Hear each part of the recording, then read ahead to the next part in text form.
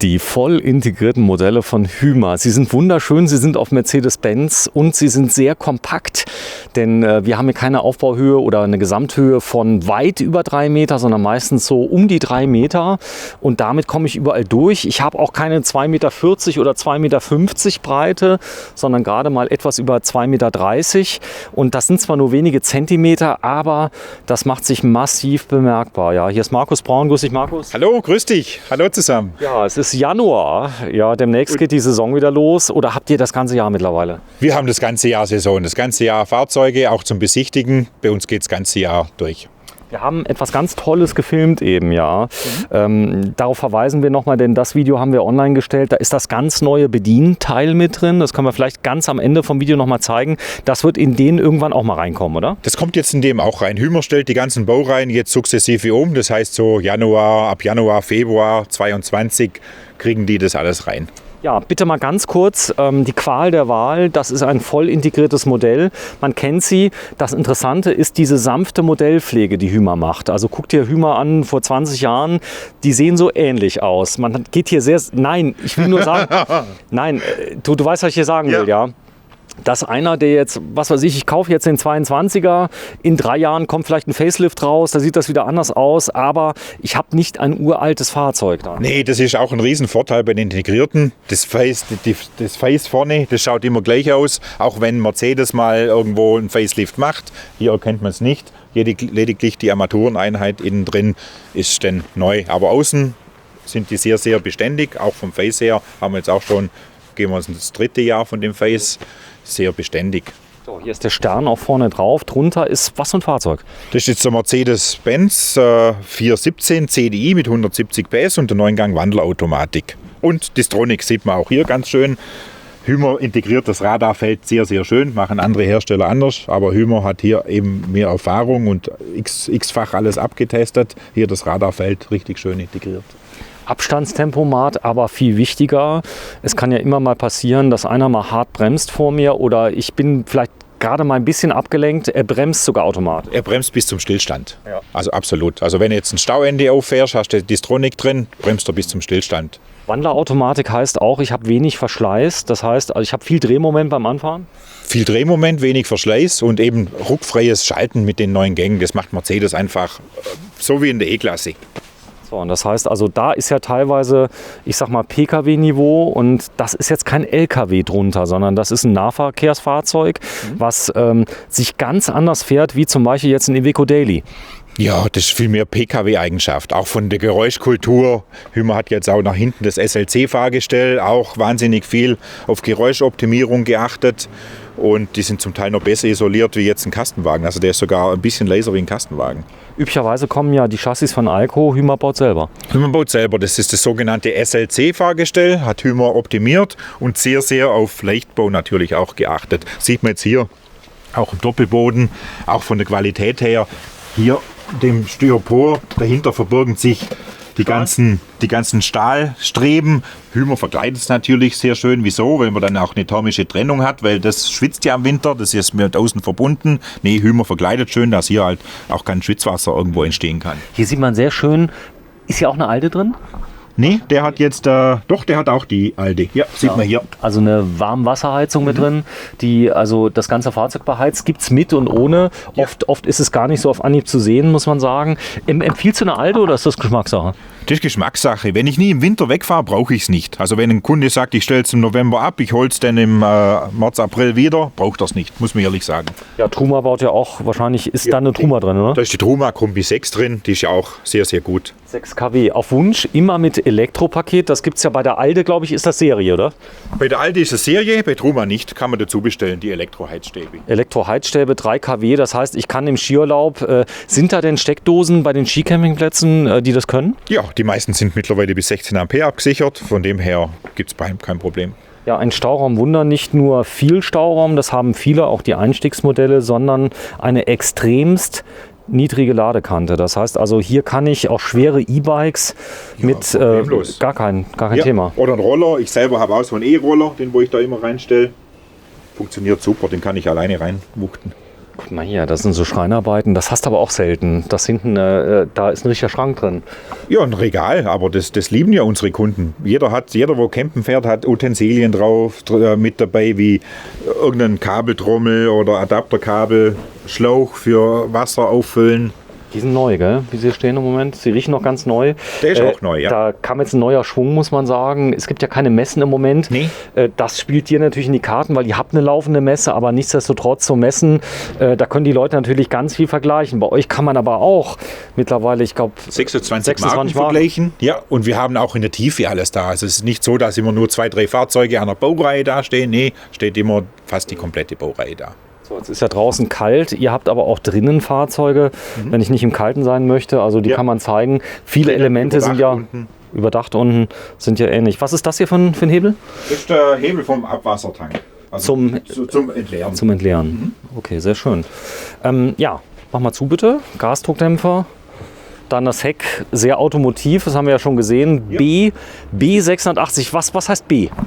Das ist praktisch die Baureihe B-Klasse bei Hymer. Das steht für den integrierten Bau. Und diese Baureihe heißt Masterline. Vorhin haben wir den Modern Comfort heißt es. Vorher haben wir den Masterline gesehen und die Baureihe hier heißt Modern Comfort. Ist die jetzt etwas günstiger? Oder? Der ist etwas günstiger, ja. Hat auch hinten kein GFK-Heck, sondern seht ihr jetzt auch, da geht das Heck gerade runter. Das ist jetzt praktisch Aluminium, die Sandwich-Bauweise. Gibt es oben auch mit GFK-Dach. Hinten auch wieder die selbsttragende GFK-Wanne, das ist wieder Serie mit dem SLC-Fahrgestell, aber eben Hymer verzichtet bei der Baureihe hinten auf das GFK-Heck. Hat Vorteil, das Fahrzeug wird ein bisschen leichter, ist auch ein bisschen schmäler, der hat jetzt nur 2,29 Meter. Die breitere Baureihe hat 2,35 Meter und der hat auch nur 7,39 Meter Gesamtlänge. Hat dann bei 4,5 Tonnen über eine Tonne Zulassung.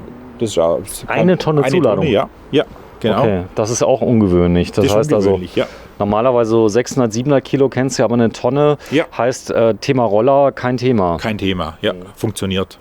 So, jetzt schauen wir mal, das Thema Wiederverkauf ist natürlich bei Hymer schon fast unverschämt. Ja, du hast Hymer, was Baujahr 2005, die gehen noch für richtig Geld über den Ladentisch, oder? Ja, die sind auch meistens noch gut in Schuss, wenn man es einigermaßen gepflegt hat und erzielen auch noch richtig Geld. Das ist jetzt Silber, also das macht die Sache unglaublich edel. Sind die immer Silber? Oder? Sehenmäßig sind sie weiß.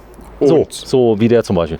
Ja, genau. Das ist praktisch der Seenstandard und der Kunde kann wählen dann die Silberaufpreisfarbe. Ihr habt deutlich mehr Silberfahrzeuge auf Lager als weiße, oder täuscht das? Nee, ist so. Ist auch sehr beliebt mittlerweile, das Silber. Wenn ich da mal gucke. Also, ich zeige mal gerade, das ist jetzt das Dach, das ist jetzt die Rückwand aus Alu und ich nehme an, das ist die GFK, oder? Hier hinten. Genau. Da hat man es direkt mal nebeneinander, dass man das mal sieht. Und das ist auch das etwas breitere Modell. Das ist das breitere Modell. Das ist eben die Masterline-Baureihe und der 680er ist die Modern Comfort-Baureihe. Das ist ja genial. Du hast die nebeneinander, kannst die auch zeigen. Das ist das schön, oder? Dass der Kunde, wo ist da der Unterschied? Ist die jetzt von der Verarbeitung schlechter? Kommt das jetzt aus einem anderen Werk oder ist das gleiche Band? Gleiche Band, gleiches Werk, Verarbeitung 1:1 gleich, Seitenwand, SLC-Chassis, alles 1:1 gleich. Okay, das also sind nur Ausstattungsmerkmale. Kein Nachteil. Fehlen. Der hat jetzt zum Beispiel keine Außenschauraumklappe rechts unten und nur die links, aber hat trotzdem genauso einen Doppelboden. Der hat halt kein GFK-Heck, der hat ein GFK-Heck. Innen drin sind die aber fast identisch. Der hat jetzt das hellere Holz, gibt es aber jetzt auch theoretisch beim Ich bin extrem gespannt. Komm, wir schauen mal kurz hinten rein von der Seite. Beide Klappen sind gleich groß? Beide Klappen sind gleich groß, ist auch Serie bei allen Baureihen. Zentralverriegelung, wird die oft mitgeordert? Weil das ist ja eine Sache, die sollte man schon ab Werk bestellen, oder? Die muss man ab Werk bestellen. 50-50, also möchte nicht jeder. Also jede Klappe kann man dann auf Knopfdruck verschließen und muss sie nicht einzeln öffnen. Das ist ja oft so ein bisschen unangenehm. Außendusche, das ist aber schon Standard, oder? Außendusche ist nicht Standard, nee. Kostet auch Aufpreis. Okay, also da gibt es eine Liste quasi wie bei Volkswagen. Kann ich jedes extra einzeln anwählen? Ja, genau. Echt? Ja. Also nicht so Ausstattungspakete zum Beispiel. Es gibt Pakete, wo zusammengefasst sind, auch so ein Chassis-Paket, wo dann die Fahrassistenzsysteme mit dabei sind. Aber es ist auch sehr viel einzeln. Drum, das müssen wir eben durchgehen mit unseren Kunden. Was braucht ein Kunde? Darum fragen wir auch, ist Wintercamping gewünscht, ist nicht gewünscht? Weil so ein Fahrzeug, so wie es jetzt da steht, kostet 150. Man kann es aber auch für 130 kriegen. Ich meine, Grundpreis hat der von 97,9 und darüber hinaus. 97,9. 97,9. Du kennst sie alle aus. Klar, du machst ja auch die Preise teilweise, muss man man sagen. Ja. Sag mal, Thema Messe. So, jetzt, das ist ja so ein Thema, da scheiden sich ja die Geister. Da wird dann geschrieben, wie der Arzt kommt. Verkäufer sitzen da von 1000 Händlern. Ist das ein Gerücht, dass ich die da billiger kriege oder wie läuft das auf Messen? Dass da so viele Leute gehen und kaufen, weil das sind ja Kaufmessen, die man hat. Also bei euch, ihr habt das ganze Jahr Messe. Wir haben das ganze Jahr Messen. Und auf den Messen muss man auch dazu sagen, viele Händler, die holen sich zusätzlich Hilfe in Form von den sogenannten Messeverkäufern. Der hat nur 9 Tage Zeit, um sein Geschäft zu machen. Also wird er alles erzählen, um hier und jetzt einen Abschluss zu erzielen. So. Und wir sind das ganze Jahr da. Also das heißt, man kann nicht auch greifen im Juni. Also wenn ich dir sagen will, hier Markus, du hast mir was erzählt, das stimmt aber nicht. Immer. Das Genau. ist ja schon blöd, oder? Erzählen wir. Ja, genau. Nee, ehrlich währt am längsten drum, das hat doch keinen Sinn. Also der Kunde muss ja auch glücklich sein. Und über den Preis und Co., da kann man drüber reden. Oft ist ja noch ein Gebrauchtfahrzeug vielleicht im Spiel, wo man das bewerten kann und so weiter. Gell? Genau. Das ist so. So, Seitenwand ist Alu, haben wir drüber gesprochen. Aluminium. Es sind ja schon sehr schicke Fahrzeuge. Jetzt muss man auch sagen, die verbauen ja gute Sachen, wie zum Beispiel das Mercedes-Chassis. Ja. Das kostet ja allein schon mehr Geld. Also das ist im Vergleich zum Fiat. Hat Hymer auch Fiat? Hymer hat auch Fiat, die bekannte Exis-Baureihe, wo auch sehr auf Leichtbau getrimmt ist, traditionell. Also Hymer hat immer auf Fiat gehabt, aber auch immer auf Daimler. So. Aber die letzte Zeit natürlich wieder mehr auf. Ziehen Leute, die hier so ein Fahrzeug haben, auch einen PKW hinterher? Gibt es das schon mal? Gibt schon mal, ja. Wir haben auch Anhängelast bei so einem Fahrzeug von 1500, 1600 Kilo, je nach Tonnage, wie man es typisiert. Cool. Ja, meistens 5800, 80 Kilo zulässige Gesamtmasse und dadurch. Es ist hier alles ein bisschen kleiner. Das Fahrzeug, vorne ist ein Preisschild. Komm, wir filmen das mal gerade ab, dass wir das mal sehen, was da so alles dabei ist. Ist der jetzt schon ordentlich ausgestattet? Der ist schon ordentlich ausgestattet, genau. Der hat auch Wohnkomfortpaket, Fahrassistenzpaket drin, Autarkie-Paket, Arktis-Paket. Müssen wir jetzt bloß schauen, ob der schon aktualisiert ist, der Preis. Wie gesagt, ist alles ein bisschen teurer geworden. Ist leider Gottes ein bisschen teurer geworden. Wie gesagt, Grundpreis ist 97,9 und dann kommen eben die ganzen Optionen noch mit dazu. Kann man den kaufen für 97,9, wenn ich sage, ich will den komplett nackt? Ja, rein theoretisch schon, aber da Macht fehlt keiner. natürlich, macht keiner. Okay. Dann hat er Okay, so Aufbautür vom Bauer diesmal, die kenne ich sogar. Die hat 3 Scharniere mit drin, also schon richtig ordentlich. Und man muss auch sagen, diese Türen sind ja 100.000-fach im Einsatz. Also die sind wirklich, wenn du die mal gerade zuschlägst, ich will mal gerade was hören. Ja, so muss es klingen, oder? ja. Es darf nicht klappern. Nee, da klappert nichts. Bitte noch einmal. Die Leute lieben Türen. Das ist ist auch satt, die oder? sogenannte Komforteingangstüre von Hymer. Okay, klasse. Die hat auch ein Fenster mit Ja, drin. genau. Gibt es auch ohne Fenster, oder? Nee, die haben immer Fenster drin. Fenster, Im aber Standard. das Licht ist mit drin. Die Markise oben, da würdest du auch empfehlen, am besten gleich mitbestellen, oder? Ja, das macht Sinn. Also so, ich denke, die Zeiten von Nachrüstungen sind ziemlich vorbei. Die meisten bestellen es komplett ab Werk mit. So, komm, wir gehen mal rein. Ich gehe mal vor, wenn ich darf. Ja, klar. Ich beschreibe mal gerade, also du hast eine Trittstufe Fahrzeug. Ist das ein Tiefrahmen? Nee, Nee, das ist das sogenannte SLC-Fahrgestell. Das ist recht tief, muss man sagen. Hymer hat den Coupé-Einstieg und die Trittstufe. Ein Coupé-Einstieg, was ist das? Das hier nennt man Coupé-Einstieg. Das Also da Coupé. ist praktisch eine integrierte Trittstufe im Fahrzeugboden und hier unten zusätzlich Okay. noch. Also ich habe insgesamt 3 Stufen. Gibt ja auch Leute, die vielleicht nicht ganz so gut zu Fuß sind. Jetzt sehe ich schon hier, da ist integriert, guck mal gerade, wo ist das Fliegengitter hier? Genau. Genau, zieh mal bitte. Ich finde eure Messefahrzeuge so klasse. Weil ich kann mir vorstellen, dass der Hersteller auch gerne mal sich die Fahrzeuge anguckt nach einem halben Jahr, was da alles so gerne mal kaputt geht, ja, weil die Leute ruppen ja teilweise schon sehr rabiat dran. Ne? Ja, genau. Müssen wir auch immer wieder was reparieren, so ist es nicht. Das ist aber normal. Also wenn jetzt einer mal was sieht, da ist jetzt was weiß ich, mal ein Hebel, da kann man nur viel von lernen. Denn hier im Messebereich, und ich nenne es jetzt mal Ausstellung Messe, du hast die Heizung angemacht, Markus, du bist mein Held. Das ist Jetzt am unglaublich. späten Nachmittag wird es doch ein bisschen kühler.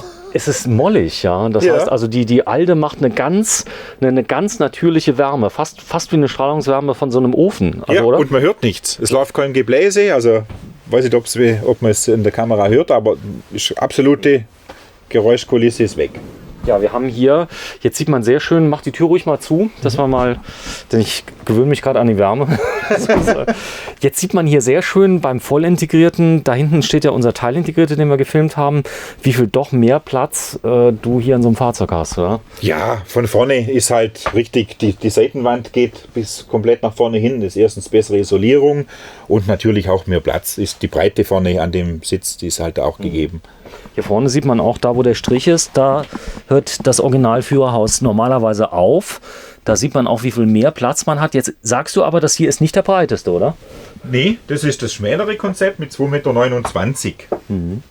Aber ich finde trotzdem innen noch Winkelküche, große Sitzgruppe, trotzdem noch alles da. Das hat einen riesen Vorteil, 2,29 Meter. Also es gibt ja gerade, wenn du viel in den Süden fährst, das sind die 6, 7 Zentimeter, wo du vielleicht nicht mehr durch die Straße kommst. Oder du bist auf engen Brücken, das kennst du. Oder Schottland. Schottland geht es brutal eng her. Und da haben solche Fahrzeuge natürlich schon einen Vorteil. Setz dich mal bitte dahin, Markus. Denn ich zeige mal gerade, wie schön man hier sitzt. Und das ist ja so, viele Camper, ich sehe ja immer auf den Werbebildern der Industrie, ihr habt auch so ein Werbebild da hängen, wenn die Leute da auf ihrem Stellplatz stehen. Ja. Kannst du verstehen... die Entriegelung. Genau. Sehr schön.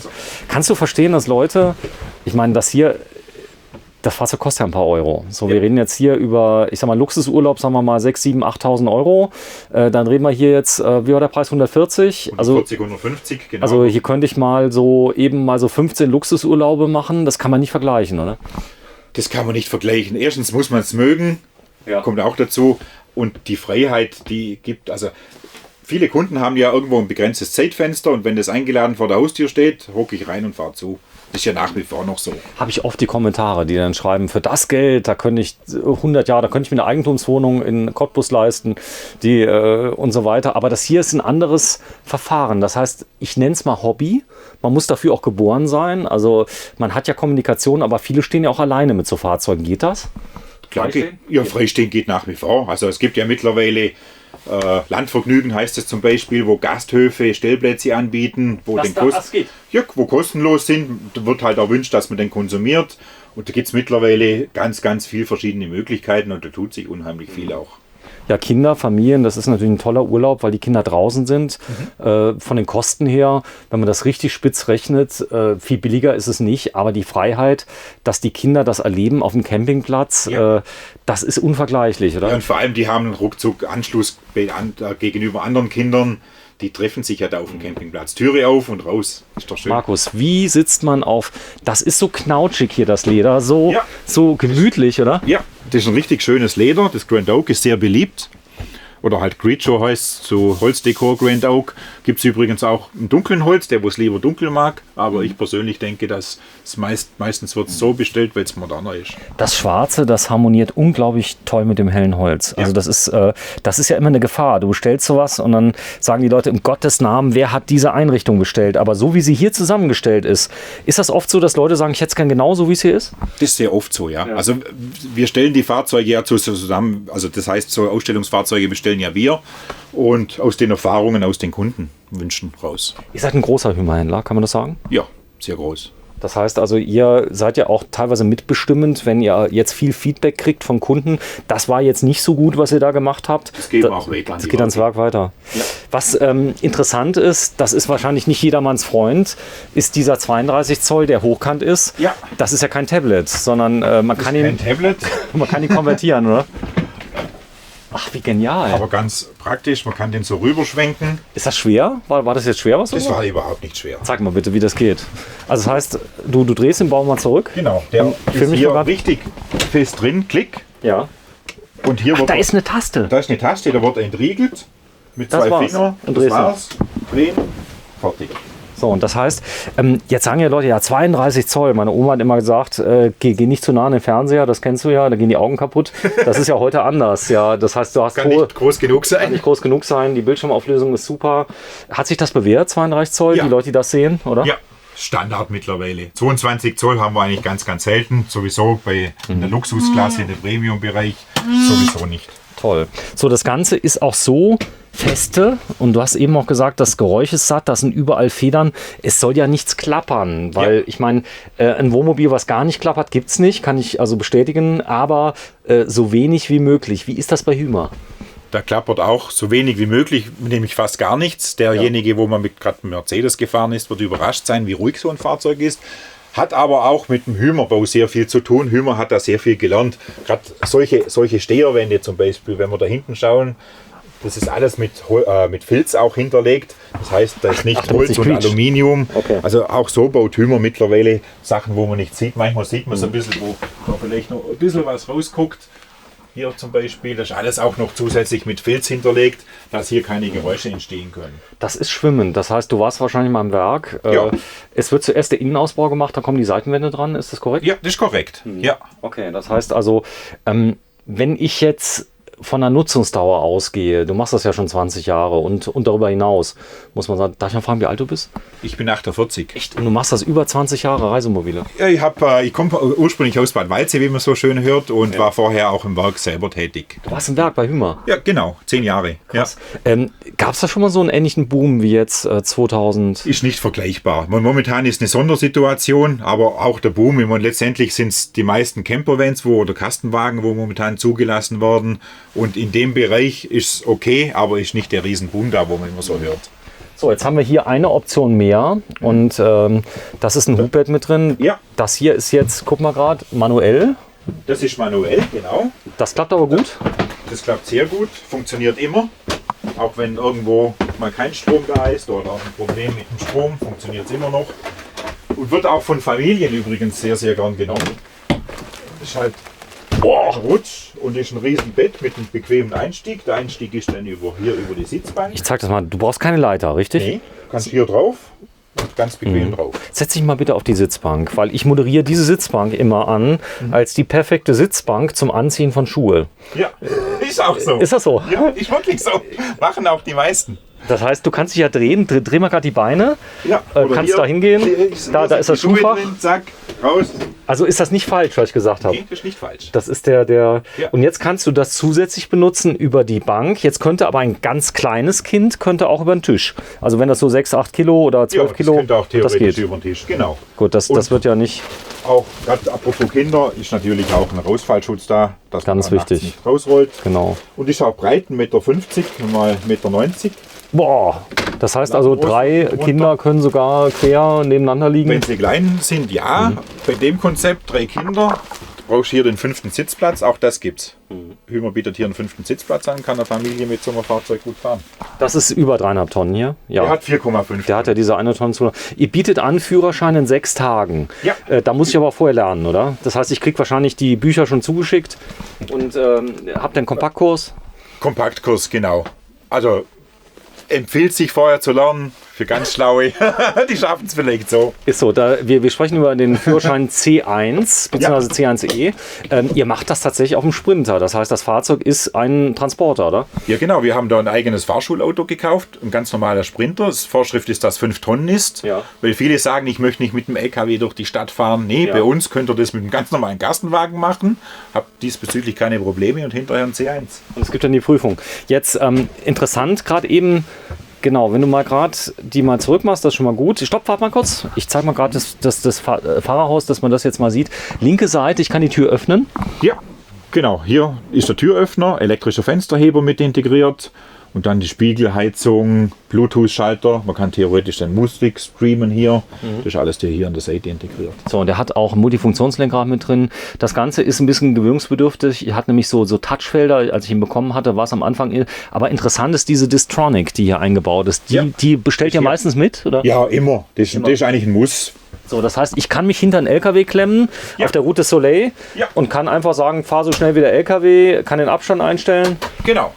Okay. Also mache ich auch. Du kannst auch mit 100, 120 einstellen und die hinter irgendjemand klemmen. Und ein Stauende übersiehst auch nicht, der bremst runter. Kannst du mal bitte ein schönes Lichtambiente machen? Dass wir mal alles anmachen, was so geht. Denn ich bin mal sehr gespannt. Moment, müssen wir hier oben einschalten zuerst. Der hat noch übrigens jetzt das alte Display, nicht das neue. Ja, wir zeigen euch ganz am Schluss in einem Schnelldurchlauf mal das neue Display. Und das kriegt ihr auch hier. Das kriegt er auch. Sag mal, Markus, das ist ja schon ein Gewinn, das neue Display. Ja, ja, das war auch überfällig, ganz ehrlich. Also da hat Hymer lange dran gearbeitet, aber endlich haben wir es. Was soll's. Aber funktionieren tut das Fahrzeug auch mit dem alten. Ja. Denn viele Sachen sind auch gespiegelt. Hier auch schöne Winkelküche, wieder die gleiche Logik wie bei dem hochwertigen Fahrzeug. Wir zeigen das mal gerade. Der Drehflammkocher wieder mit dem Rost, wo man so rausnehmen kann. Der ist aber getrennt. Das habe ich selten gesehen, dass die Bedienfelder, weil viele werden dann sagen, naja, die Kinder, die können ja dann rumspielen und so weiter und so fort. Das heißt also, die Werkstatt könnte da auch was drauf machen. Wenn, aber da passiert auch nichts. Da sind ja überall Zündsicherungen drin. Also nach 30 Sekunden schaltet das Gas ab. Okay, super. So, jetzt habe ich hier vorne viel Platz. Du kannst Sachen abstellen. Ihr habt an die Kaffeemaschine gedacht? Ja, hier wieder. Das ist ein sehr beliebter Platz. Natürlich eine Steckdose, dass man Kaffeemaschinen anschließen kann. Hier eine 230 Volt. Hier haben wir eine 230 Volt USB-Steckdosen für die Kiddies, wenn sie Tablet laden möchten oder Handys. So, jetzt hast du überall Doppelraumkonzept, Doppelboden. Das haben wir eben schon gezeigt. Der ist auch zugänglich in vielen Bereichen. Das ist überall dasselbe Konzept und da sind wir wieder, egal ob es jetzt die teure Baureihe oder hier die Modern Comfort Baureihe ist, immer gleiches Konzept. Immer hier Elektroblock, schön zugänglich mit den Sicherungen und hier wieder die Batterien der hat jetzt auch wieder. Achso, der hat auch eine Lithium, ja. Genau, der hat und auch das Autarkie-Paket, zweimal AGM, einmal Lithium, eine 150er. Das ist, sehe ich jetzt bei Hymer relativ oft. Du kannst aber die AGMs auch noch durch ein Lithium tauschen, wenn ich noch mehr brauche, oder? Genau, also bei Hymer, das große Autarkie-Paket besteht dann aus 250er Blöcke Lithium und eine AGM. Wieso eine AGM? Weil die AGM die Nachteile der Lithium ausgleicht. Gerade wenn jetzt niedrige Temperaturen und so weiter sind, bis die Ladung aufnimmt, übernimmt so lange die AGM-Batterie und dann schaltet es wieder auf die Lithium. Ach, der schaltet um? Echt? Die speist die, genau. Die speist ja. die. Krass. Also jetzt gerade wenn es minus 10 Grad, du läufst hier rein, die sind ziemlich leer, haben keinen Strom mehr. Funktioniert die AGM, die ist temperaturunabhängig, die funktioniert auch bei minus 20 Grad. Und bis die Heizung ein bisschen warm läuft, bis die Ladung aufnehmen kann, wenn man jetzt Strom hat, solange funktioniert die AGM. Darum hat es Hymer ein Hybrid geschalten. Okay, verstanden. Das ist aber jetzt Technik bewährt, das funktioniert. Die machen da keine Experimente, oder? Nee, das hat Hymer jetzt schon das 3. Jahr und das funktioniert. Der Kühlschrank, ja, mit großen Krokodilstränen habe ich den in Empfang genommen, denn er ist zwar irre hoch, aber er ist kleiner geworden. Das ist zumindest mir mal aufgefallen. Aber die Leute sind recht zufrieden durch diese Getränkebox, die da ist. Ist praktisch, ja. Das ist echt praktisch. Da passen auch Bierflaschen, alles mögliche. Ist das in der Praxis, hat sich die Größe bewährt jetzt? Ja. Bei dem schon, oder? Ja. Das ist der neue Tedford, der da ist. Also, wenn einer jetzt viel Platz braucht, gibt es immer noch eine Kühlbox, wie man in der Garage kann man das machen ja auch viele Camper. Also vom Grundriss ist der schon ähnlich bei dem, den wir eben gesehen haben. Aber Raumbad. Die Farben, die Ausstattung schon ein bisschen anders. Was ist da drunter unter dem? Ach, ein bisschen Stauraum. Ja. Okay. Schlüssel, genau. Okay, verstanden. Ja, hier haben wir auch noch einen Stauraum unter dem Kühlschrank. Da ist der Stauraum drin. Im Doppelboden wieder gleiches Konzept. Hier sag mal, auch von innen. Markus, es ist so kompliziert geworden, überhaupt ein Wohnmobil zu kaufen. Ja, das heißt, also es gibt ja so viele Konzepte. Es gibt Vans, teilintegriert, voll integriert. Ich habe gesehen, Etrusco, Breite wie das Führerhaus, 2,20 Meter. Wie gehst du mit Leuten um, die jetzt die Hymer-Videos sehen und eigentlich die Entscheidung schon getroffen haben für ein anderes und das aber schon ziemlich genial finden? Was wäre das Argument für Hymer? Gut, einmal geht es natürlich auch auf Geschmäcker. Wenn jetzt jemand zum Beispiel noch moderneres Fahrzeug möchte wie Niesmann, das sind beides Top-Fahrzeuge. Oder jetzt auch die Marke Carthago ist genauso ein Top-Fahrzeug. Also da geht es viel auch über Geschmäcker. Und Hymer baut einfach von der Qualität her sehr gut mit dem PU-Schaum, mit dem ganzen Aufbau, mit den runden Kanten. Hymer ist geklebt und verschraubt. Also Hymer ist auch sehr verwindungssteif. Also das ist insgesamt die Geräusche im Inneren während der Fahrt. Die sind minimal. Bei Hymer sehr gering, ja. Ist tatsächlich ist das so. Ist wesentlich, merkst du das richtig? Das magst du. empfiehlst ja auch ruhig mal mit so einem, ich sag mal, jetzt aus der gleichen Gruppe, ohne da jetzt jemand schlecht zu machen, Carrado, Etrusco, ruhig mal Probe fahren. Ja. Und dann mal mit dem Hymer Probe fahren, das merkst du. Das magst du. Ja. Ja. Okay. Ja. So, Truma Aventa, da hast du einen ganz tollen Platz gewählt. Habt ihr das gewählt oder hat das Hymer gewählt? Das ist werkseitig immer so verbaut. Das ist der beste Platz überhaupt. Ich spreche aus Erfahrung, weil wäre sie ein bisschen weiter vorne, hättest du hinten nicht mehr viel von der Klimaanlage. Ja, Leute denken, das bringt viel, aber das ist Wahnsinn, was das abschirmt. Aber der Platz ist ja wohl genial. Also genau in der Mitte. Ja. Krass, dafür hast du aber, gut, da vorne ist ja noch ein Fenster, was da ist.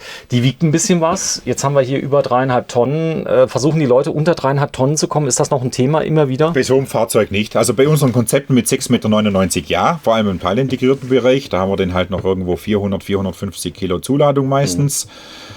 Wichtig ist immer, dass man das große Fahrgestell nimmt und nur auf dem Papier überladen ist. Also wenn ein Kunde sagt, nee, 3,5 Tonnen ist mir wichtig bei manchen Konzepten. Okay, das heißt, der ist abgelastet quasi. Genau, Ja. und da empfehlen wir halt immer, dass man unterscheidet nach Sicherheitskriterien, dass ich technisch nicht überladen bin, finde ich jetzt persönlich immer sehr wichtig. Und wenn man dann 100 Kilo auf dem Papier zu viel hat, aber technisch nicht überladen ist jeder das eigene Risiko dann, wo man eingeht. Komm, wir fangen mal kurz im Bett an. Geh ruhig mal drauf, bitte nicht einschlafen, denn du hast die Heizung ja angemacht. Ja. Das kann dir normal nicht passieren. Der hat jetzt zum Beispiel wieder das Konzept. Treppe. Mit Stufe ausziehbar. Ja. Und hier haben wir schon die große Liegefläche. Wow. Das Polster ist ja nicht Serie, das ist optional. Das ist optional, genau. Und hier kann man auch schön sitzen und hat eine riesen Liegefläche. Das ist auch, wenn man vielleicht ein Kind in der Mitte schlafen möchte oder man möchte sonstige Sachen machen. Ich habe verstanden. Ja, ist ja auch in Bayern, werden ja, egal. So, ich guck mal gerade, da vorne sieht man das. Hubstützen wäre ja möglich. Das heißt, wenn jemand, wenn also jemand sehr, aber was mir auffällt, der steht ja jetzt nicht auf Hubstützen, oder? Nee. So, es ist sehr, es wackelt nicht wie ein Kuhschwanz, sondern du hast ein relativ stabiles... Das ist ein recht straffes Fahrgestell, aber Hubstützen, ich selber bin ein wahnsinniger Fan davon, du drückst auf den Knopf und stehst gerade. Also es ist nicht nur für das Setzei, was du da machst, also für...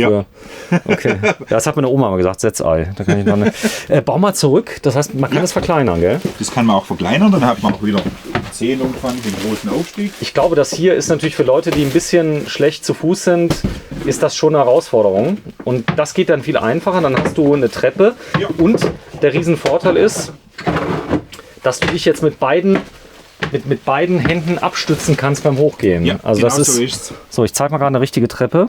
Komm, wir machen mal hier zu, aus Schönheitsgründen. Ja. Dann sieht man das mal. Da sind die Luftausströmer noch mal an der Seite dran. Da habe ich jetzt meinen Kleiderschrank, den können wir gleich mal zeigen. Der lässt sich aber nicht anheben, oder doch? Hier der Kleiderschrank? Doch Lässt auch. sich hier genauso anheben.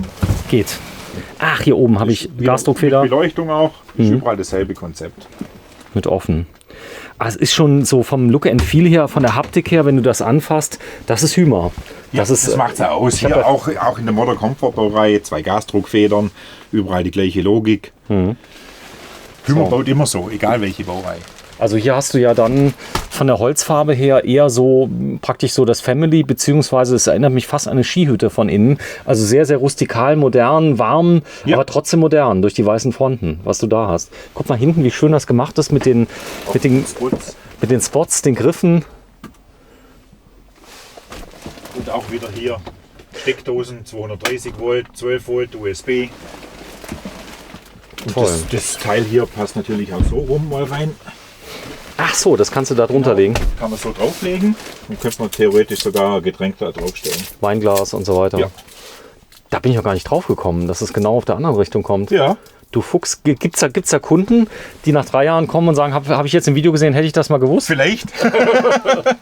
So, jetzt hast du einen Vorhang, ich kann mich hier vereinzeln. Ja, also hier, das ist jetzt halt die einfachere Baureihe. Die hat jetzt keine Holzschiebetür, sondern hier einen Vorhang. Geht aber trotzdem. Geht trotzdem, Sichtschutz ist vorhanden. Ja gut, bei der First Class hast du auch noch einen Vorhang. Da hast du auch keine Tür im Flugzeug.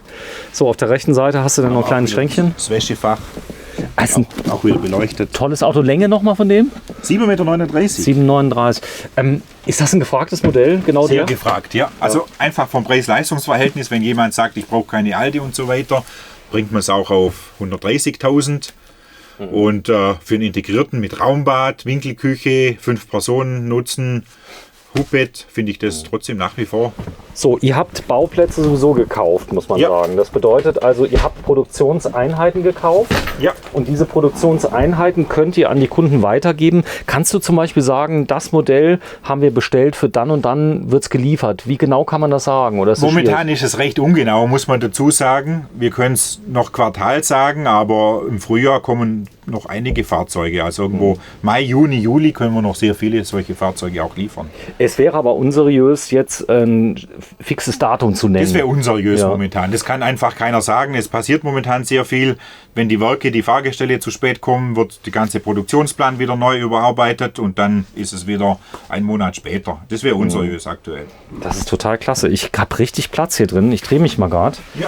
So, denn du hast nämlich hier in der Dusche, du hast eine Raumdusche, stell dich bitte noch mal rein. Die hat die gleiche Größe wie die drüben. Das ist die gleiche Größe, ja. Gleiche Höhe. Und hier die Truma Aventa. Stellt euch vor, wir sind gerade in Rimini. Draußen, oh, ich habe mal so genial in Rimini, habe ich Seafood gegessen. Draußen frisch, weil viele haben von Rimini eine total falsche Einstellung. Fahrt mal dahin, da sind nur noch Italiener. Okay. Das ist im eigenen Land. Das Holzrost, das kann ich rausnehmen? Nee. Das kann man rausnehmen, ja. Das jetzt zum Reinigen oder so? Genau, die ist nur lose drin. Kann ich das während dem Duschen drin lassen? Steht drauf, man soll es nicht drauf lassen, aber haben es Leute schon mal gemacht? Ja. Ich selber lasse es auch noch drauf. Das kriegt man einzeln, oder? Das kriegt man einzeln. Also das fällt ja nicht zusammen. Okay, verstanden. Denn das schützt natürlich den Kunststoff enorm. Also wenn du irgendwas transportierst oder so. Dann die Kleiderstange, die kann man rausnehmen? Oder ist das? Die kann man auch rausnehmen. Ist das Option? Das ist serienmäßig. Serienmäßig. Kann man so rausnehmen, wenn das stört. Aber ich finde es halt ein praktisches Gimmick. Man kann die Handtücher reinhängen, Bademantel und solche Sachen. Kissen sind dabei. Kissen sind standardmäßig. Standard, okay. So, und jetzt sieht man ja hier, du hast ja ein ganz spezielles Polster hier drauf. Das hat eine bestimmte Form. Die Bezüge, da passen ja auch normale drauf. Aber so richtig schön, wird es ja mit den Hümer. Greifen die da richtig zu von den Kosten, da die so speziell geschnitten sind? Oder? Ikea kriegst du natürlich billiger, ist ja klar. Also die langen da schon zu. Die sind aber bezahlbar. Die sind bezahlbar, ja. Viele kaufen die auch, muss man sagen. Es ist viel schöner, oder? Hier ist jetzt ein Paket sogar. Da gibt es ein Paket, wo die mit dabei sind. Kann man über Hümer Originalteile bei uns im Hümer Service Center aber immer nachbestellen. Also das bedeutet, eigentlich kann man sagen, Hümer ist so der Mercedes unter den Reisemobilen im Hümer-Konzern. Also das ist schon Oberklasse? Das ist schon Oberklasse. Also mit Niesmann Bischof, die sind noch mal ein bisschen drüber, muss man auch dazu sagen, aber die sind absolute Premium-Klasse. Wo ist denn Ende? Gibt es auch Daily mit Hümer? Nee, Hümer, also das Ende ist bei dem 880er mit knapp 9 Meter auf dem Tandem-Achser. Tandem-Achser Mercedes Sprinter. Ja. Es gab früher mal Daily, oder? Gab es ganz früher mal. Ganz früher mal. Also das bedeutet, ist da bei 5 Tonnen Schluss dann? Ja. Oder? Ja, das ist ja, glaube ich, das Maximum, was geht. Genau. Auf Sprinter. Der Vorteil ist, alles ist viel leichter. Dadurch kriegst du gleich große Fahrzeuge hin. Das hier begeistert mich insbesondere durch diese schmale Breite. Also das ist, wir haben ja 2 Meter, was hast du gesagt? 28? 2,29 Meter. 29. Und also man muss es aber live erleben. Das kann die Kamera nicht abbilden hier, leider. Kommt mal vorbei. So, ich drehe mich mal. Dann zeige ich mal gerade nochmal das Raumbad, dass wir das sehen. Das ist so, sag mal, so Guided Tours. Das heißt, einer kommt vorbei und sagt, ich brauche mal hier die Führung. Ich habe gar keine Ahnung. Bietet ihr sowas an? Kann ich da anrufen und sagen, hey, ich habe Budget XY, ich will mal gern vorbeikommen, dass mir einer mal ein paar Sachen zeigt, oder muss ich hier erstmal ganz alleine durch? Nee, also ihr könnt da bei uns genauso Kontakt mit uns aufnehmen über E-Mail und dann zeigen wir euch das alles. Oder filtern mal vor. Also wir haben auch Homepage, also bei Lob und Tadel zum Beispiel, da könnt ihr auch reinschreiben, was ihr genau sucht. Und dann suchen wir euch das Fahrzeug raus. Weil ihr seid ja schon ein Erlebnis. Ihr habt, ich kann nur schätzen, ihr habt, ich glaube, 1000 Fahrzeuge vorrätig. Ihr habt ein Riesenlager hinten in dem Forst. Da bin ich mal mit dem Hund vorbeigelaufen. Da dachte ich, es wäre hier schon alles, was schon riesig ist. Ja.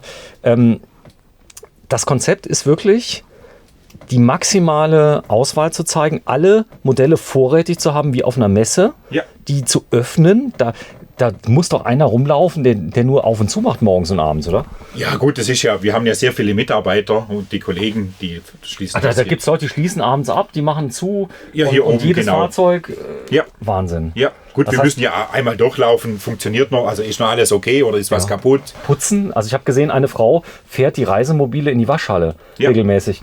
Das heißt, die werden laufend hier instand gehalten, geputzt, innen geputzt, der Putzfrau lief rum.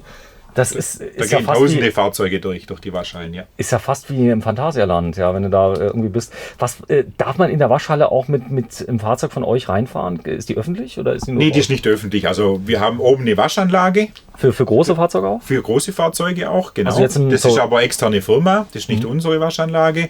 Wir hier bereiten das per Hand auf. Krass. Also das heißt, ihr habt einen riesen Aufwand hier, um die Fahrzeuge hier bereitzustellen. Ich weiß das ja, ich kenne den Händler, die haben 30 Fahrzeuge, das ist schon viel Aufwand. Ihr habt Hunderte. Ja. Dann das Thema Auslieferung. Ist das jetzt Massenabfertigung? Nein. Oder wie läuft das? Nee, also wir haben extra Auslieferer, also jede Firma hat extra Auslieferer im Freistaat, wo sich dann auch Zeit nehmen und 1, 2 Stunden, 3 Stunden Übergabe machen. Macht aber Sinn, dass man vielleicht das neue Fahrzeug nimmt, auf einen Stellplatz fährt, ruhig mal 1, 2 Tage hier ist, Ja. das mal ausprobiert, mal eine Und Tour dennoch macht mal zum herkommt. Stellplatz und dann, wenn noch Fragen offen sind, oder darf ich denn nicht mehr? Selbstverständlich. Darf Oder ich noch? kann anrufen, kann Fragen stellen. Alles kein Thema. Okay. Habt ihr Leute, die bei Null anfangen, die noch nie gecampt sind? Ja, haben wir auch. Habt ihr auch? Ja, genau. Drum Auslieferung, manchmal geht es eine Stunde, manchmal 2 oder manchmal auch 3, wenn jemand einen Niesmann anfängt, hat noch niemand bei Niesmann anfängt, hat noch nie ein Reisemobil gehabt, dann geht es einmal 4 Stunden. Du machst auch Niesmann? Wir machen auch Niesmann. Ja, ich habe gesehen, Smooth. Wie kam der Smooth an eigentlich? Super. Super. Also, genau. Aber Also- das Konzept ist faszinierend. Ich meine, der iSmooth, der gängigste ist der 6.9. Der bietet auf 6,99 Meter Fäkalientank, 200 Liter Frischwassertank, Gastank, bietet kein Hersteller. Unter 300 Tonnen. Und ist noch wahnsinnig schön. Ja, unter 3,5 Tonnen, wenn alles mit reinpackst, funktioniert es nicht mehr. Okay, wunderbar. Preis von dem? Vom iSmooth Ja. meistens so 6,9. zwischen 140 und 160. Okay. Das heißt also, bedeutet, wenn ich hierher komme, ich kriege bei euch was, sage ich mal, ganz spitz gesagt, ab 50 kriege ich schon was. Ja. Bis, habe ich gesehen, Oben drinnen offen, haben wir ja eine hier, Million. Genau, Morelo, Concorde, Phoenix. Alles. Alles, ja. Ja, toll. Ja. Komm, wir gehen mal raus. Markus Braun, übrigens, hat einen sehr, sehr erfolgreichen YouTube-Kanal, ist Geschäftsführer von Hymer hier in Sulzemoos von der GmbH, macht das seit über 20 Jahren, kommt aus dem Werk, habe ich das gut zusammengefasst, Gut zu fahren, genau. hat 9 Kinder. 4 Reichen. 4. Hast du 4 Kinder? Ja. Echt? Ja. Hast du sonst noch Hobbys? Okay. Die schauen aber nicht mehr deine Filme alle, oder? Nee, die sagen immer, oh je. Die schauen andere Sachen. So, und du hast einen Kanal, der heißt wie? Wir haben den Freistaat TV-Kanal. Freistaat TV. Freistaat TV, genau. Das ist ein Kanal vom kompletten Freistaat hier von uns zusammen. Und genau, da ist jeden Freitag kommen da neue Videos. Sehr interessant. Also Fahrzeugpräsentation, die Moni im Shop macht auch immer Präsentationen. Das was hat mir neu heute gibt. eine Frau erzählt, die Moni. Ich habe Ja, hab noch die ist nichts auch- gesehen von der Moni. Das ist auch ein richtiger YouTube-Star. Sensationell, die macht es super. Okay, Ja. klasse.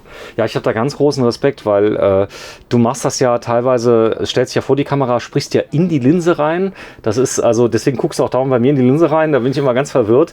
Aber das hilft den Leuten unglaublich, ich sag mal zumindest mal Neuigkeiten auch zu transportieren. Das geht ja nicht alles. Du kannst ja nicht jedem hier jedes Auto zeigen, oder? Das geht allein von der Zeit nicht. Da wärst du ja ein Jahr. Nee, das geht von der Zeit nicht. Wir haben natürlich sehr viele Verkäufer, langjährige Verkäufer, wo sich auch sehr, sehr gut auskennen. Auch für einen Smalltalk reicht es da immer noch mal. Super, komm. Ja, dann gehen wir mal raus, zeigen noch ganz kurz das neue Bedienfeld. Also das ist das alte, merkt euch das. Ja. So, und jetzt ist es praktisch wie eine Zeitreise, die wir jetzt machen. Denn richtige Zeitreise. kann man schon sagen, oder? Ja, da Und- liegen wahrscheinlich so ziemlich genau 20 Jahre dazwischen. So, und jetzt seht ihr das neue Bedienfeld, das so krass anders ist. Man Ja. kann nämlich mit dem neuen Bedienfeld alles machen, oder? Genau, also einmal die ganze Optik sieht viel schöner aus und ist einfach komplett vernetzt. Also man kann hier zum Fahrzeugdetails zum Beispiel Chassis-Info bis zum AdBlue-Stand sogar oder Diesel-Füllstandsanzeige, Frischwassertankanzeige, zeigt hier alles an. Du kannst die alte steuern, sag mal bitte. Ja, alte geht auch über Einstellungen. Hier einmal die alte Steuerung aus 1 kW, 2 kW, 3 kW, Priorisierung, Strom, Gas, also so die ersten und zweiten Ebenen. SAT-Anlage kannst du steuern. SAT-Antenne geht auch, genau. Über. Hast du echt 4 Kinder? Ja, das war. Boah, ist das ein 2 Aufwand. Buben, 2 Mädchen. Toll. Alt, jung? Wie alt sind die? Zwischen 14 und 5. Du hast noch einen kleinen auch noch gemacht. Das ist, nachproduziert. ich habe noch einen 9-Jährigen, ja. Das ist ziemlich viel Aufwand. Das heißt, du kennst dich aus, ihr geht aber dann nicht mehr campen, Doch, oder? immer. Echt? Also, ja, wir waren jetzt gerade auch in Sizilien mit dem 880er im Sommer. Und das geht mit 6? Das geht. Das geht. Ja. So, das heißt, also man kann bei dir wirklich, übrigens, wenn ihr das mal en Detail sehen wollt, guckt euch das Video an von dem Fahrzeug. Name von dem nochmal? Hymer MLT 87. 87 Modelljahr 2022. BMLT, Entschuldigung. BMLT. BMLT 87 haben wir heute gemacht und da ist das Bedienfeld nochmal komplett erklärt. Man kann den Kühlschrank an- ausschalten, du kannst alles damit machen. Das, SAT-Antenne reinfahren jetzt, vorhin haben es rausgefahren, jetzt einfahren. das Besondere ist die serienmäßige SIM-Karte, die drin ist. Das heißt, Ja. das Ding hat immer eine Mobilfunkverbindung. Kann ich auch sehen, wo es steht? Nee, das nicht. Also Ortung ist nicht dabei, aber über Mercedes Me kann man solche Sachen dann auch wieder freischalten. Stimmt, Mercedes hat es ja auch drin. Das muss man dann freischalten, aber es ist serienmäßig vernetzt. Das heißt, ich kann also zum Beispiel die Klimaanlage anschalten vom Strand aus. Das würde gehen. Das geht. Ich kann auch gucken, wie ist die Temperatur drin, wenn die Hunde drin sind. Ja, Geht zeigt auch. alles per App an. Ja, Cool. man So. muss es halt freischalten. Markus Braun, wir sind im Freistaat in Sulzemoos. Das Ganze liegt ungefähr zwischen Augsburg und München. Eine der größten Ausstellungen, also du merkst, ich bin vorsichtig, eine der größten Ausstellungen für Reisemobile der Welt. So kann man es wirklich sagen. Also selbst, und das ist nur der obere. Komm, wir gehen einmal kurz runter, dass wir mal zeigen. Und das ist noch nicht das Lager hinten. Das habt ihr auch noch nicht gesehen. Hinten ist die Autobahn 8. Was ist das? Die A8. Die A8. Die läuft da hinten ran. Es ist auf dem Stellplatz relativ leise. Ab und zu morgens, ihr habt einen Nachbarn, der irgendwas verladet. Aber es ist echt leise. Also es ist schon beeindruckend, weil da drüben... Unsere schöne Ausstellung, das ganze Jahr unter Dach. Ist uns auch sehr wichtig. Egal, jetzt ist Januar, es hat zum Glück keinen Schnee, aber auch wenn Schnee ist, da hier darf ich noch was zeigen. Guck mal, ich bin jetzt hier rechts, ja? Ja. Ich schwenke jetzt mal ganz langsam nach links. So. Da sind mehrere Reihen. Das sind alles Aussteller. Das sind alles Aussteller. Ganz da hinten ist der Service. Da sind auch schon mal Servicefahrzeuge, aber das geht dann weiter. Das geht dann bis da vorne hin. Da habt ihr eine große Anzahl an Gebrauchten. Das heißt, ihr nehmt auch in Zahlung? Wir nehmen auch in Zahlung, auch sehr gerne. Momentan stehen leider relativ wenig Gebrauchte da, aber das ganz da hinten kommen Gebrauchte und bis vorhin sind es alles noch neue. Hier haben wir die Auslieferungshalle von der Firma Glück. Wir haben auch gerade angebaut, weil du die Auslieferung... Angebaut? Ja, halt so angebaut, zugemacht. Da kommt unser Auslieferzentrum vom Hümerzentrum Sulzemoos jetzt rein, weil wir möchten auch unseren Kunden gerade zur kühlen Jahreszeit den Service bieten, dass wir hier eben im Trockenen das Ganze übergeben können. Ach, das war vorher offen? Das war vorher alles offen, haben wir jetzt zugemacht. Da kommt noch ein neuer Boden rein. Heizung ist gerade in den letzten Zügen, ist noch nicht ganz fertig, muss ich dazu sagen. Das ist alles teuer, oder? Wenn du da überlegst, ihr investiert laufend, oder? Wir investieren laufend, ja, genau. Ist aber wichtig, weil Firma Glück gibt es schon seit 85 Jahren, der Freistaat jetzt seit 20 Jahren und uns ist wichtig, dass wir auch weiterhin immer wieder Stück für Stück wachsen. Ganz links steht genau die Bezeichnung von der Firma, irgendwas mit Kiesgrube steht da drin. Oder Kies-Hartsteinsplit. Das ist praktisch die Keimzelle von dem ganzen Freistaat. So hat alles angefangen. Echt? Ja. Das heißt, die kommen aus dem Thema Bauen, oder? Ja, ursprünglich, genau, ja. So einfach der Klassiker, der Bernhard Glück, der ist früher schon mit dem Wohnwagen Reisemobil in Urlaub gefahren und mit der Familie Lipscher und die Familie Lipscher hat das dann hier alles aufgebaut im Freistaat. Ich darf das mal zeigen, das ist dein Reich, übrigens für alle Leute, die Freistaat TV gucken. Du hast nicht aufgeräumt. Nee, das ist ja normal, aber du hast so viel zu tun, muss man sagen. Das heißt, dein Team, du bist ja nur eine Einheit hier, eine GmbH, man sieht das hier, Hümacar und so weiter, wie es da ist. Die Kollegen, hast du da Kontakt zu den Kollegen? Ja, klar haben wir da Kontakt, ja. Ja, also wir arbeiten da schon auch zusammen, aber es sind hier nach wie vor 5 Firmen, die eigenständige Preise machen. So, zeige ich mal gerade. Und das sind die Öffnungszeiten, die sind ganz besonders, denn samstags habt ihr bis 16 Uhr geöffnet im Winter. Also im Winter, aber nur in den Wintermonaten und sonst bis 18 Uhr. Und samstags haben wir auch ab April wieder unseren Campernotdienst. Das heißt, wenn ihr da ein Problem habt, könnt ihr auch zu uns fahren und wir helfen euch. Markus Braun. So, jetzt sind wir wieder mal durch. Guck mal, gerade 47 Minuten. Aber es ist so, das Thema Camping hat die Leute infiziert. Wir versuchen das wirklich so gut wie möglich darzubringen. Und die Firma, muss ich wirklich sagen, die Firma Freistaat gehört für mich eigentlich zu den Vorzeigebetrieben überhaupt. Den Aufwand, den ihr betreibt, ja, das ist wirklich unglaublich, um zumindest mal diese Ausstellung aufrechtzuerhalten. Denn das ist ja in der heutigen Zeit, wo du als Händler, du könntest auf Knopfdruck alle Ausstellungsfahrzeuge sofort verkaufen. Das wäre kein Problem. Aber das wäre kein Problem, machen wir aber nicht. Weil es nützt ja nichts. Unsere Kunden, die möchten die Fahrzeuge anschauen. Wichtig ist Haptik einfach, wie fühlt sich's an, wie fährt sich's. Und den Service möchten wir nach wie vor bieten. Ja. Wie gesagt, wir sind nicht auf ein kurzes Geschäft, sondern unser Engagement ist langfristig. So, dann, wenn ihr Lust habt, abonniert unseren Kanal German Television und ganz neu German Television Plus für das Thema E-Bikes. Und wir werden jetzt eins machen, wir werden dich heute Abend verlinken. Das heißt, ihr kommt in die angesagten Kanäle rein, klickt doch mal drauf. Wir haben direkt auf der Startseite bei German Television jetzt angesagte Kanäle und da werden wir mal Freistaat TV, das kennt aber sowieso jeder. Also sage ich mal, das ist ja jetzt nichts Neues, die da ist. Ich glaube, ihr habt so ein Logo, oder? Drauf. Ja, das ist unser Logo mit dem Spruch Fernweh hat eine Heimat. Das ist hier in Sulzemoos. So, vielen Dank, Markus. Tschüss. Ja, tschüss.